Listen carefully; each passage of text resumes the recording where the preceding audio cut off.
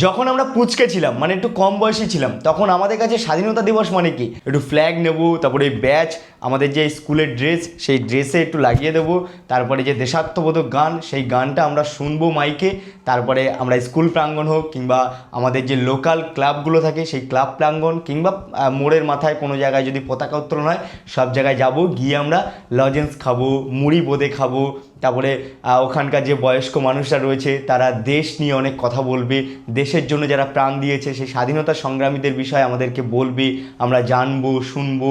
তারপরে দেশাত্মবোধক গানে যারা নৃত্য পারে তারা নৃত্য করবে, তারপরে সাইকেলের সামনে ফ্ল্যাগটাকে বেঁধে এই পাড়ায় ওই পাড়ায় ঘুরে বেড়াতাম, যেখানে যেখানে পতাকা উত্তোলন হতো, ক্লাব হোক কিংবা মোড়ের মাথায় যেখানেই হতো সেখানে গিয়ে মুড়ি বোঁদে খেতাম, লজেন্স খেতাম। এটা একটা আলাদাই অনুভূতি ছিল, সেই দিনগুলো আমাদের কাছে সত্যিই নস্টালজিক। কিন্তু বর্তমান দিনে স্বাধীনতা দিবস আর স্বাধীনতা দিবসে নেই, রাজনীতি দিবসে পরিণত হয়েছে। ভাই ওই ক্লাবের মাইক থেকে শুনতে পাচ্ছি জয় বাংলা, আবার ওই ক্লাবের মাইক থেকে শুনতে পাচ্ছি জয় শ্রীরাম, আবার একটু এগিয়ে গিয়ে রাস্তার মোড়ের কোনো পতাকা উত্তোলন হয়েছে সেখান থেকে শুনতে পাচ্ছি লাল সেলাম। মানে আজকে স্বাধীনতা দিবস নাকি রাজনীতি দিবস?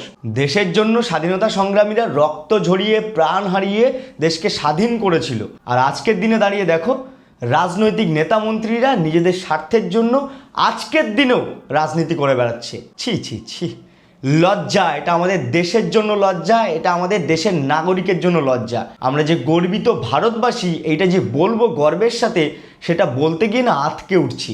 কাদের জন্য? এই নেতা মন্ত্রীদের জন্য, এই ভারতবর্ষের নোংরা রাজনীতির জন্য। ছি ছি ছি, আপনাদের লজ্জা করছে না? আজকে স্বাধীনতা দিবসের দিন দাঁড়িয়ে আপনারা রাজনৈতিক স্লোগান তুলছেন, আপনারা রাজনৈতিক ওই লেকচার মারছেন। ছি! আপনারা কোথায় আজকের দিনে দাঁড়িয়ে দেশাত্মবোধক মানুষদের কথা বলবেন, আজকের দিনে দাঁড়িয়ে দেশাত্মবোধক গান করবেন, দেশাত্মবোধক কবিতা শোনাবেন, বক্তৃতা দেবেন, তা না করে রাজনৈতিক কথাবার্তা নিয়ে আলোচনা করছেন।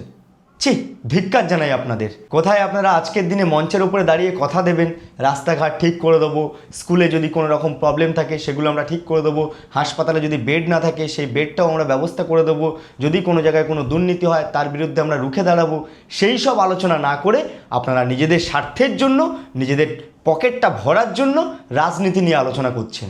ছি ছি ছি।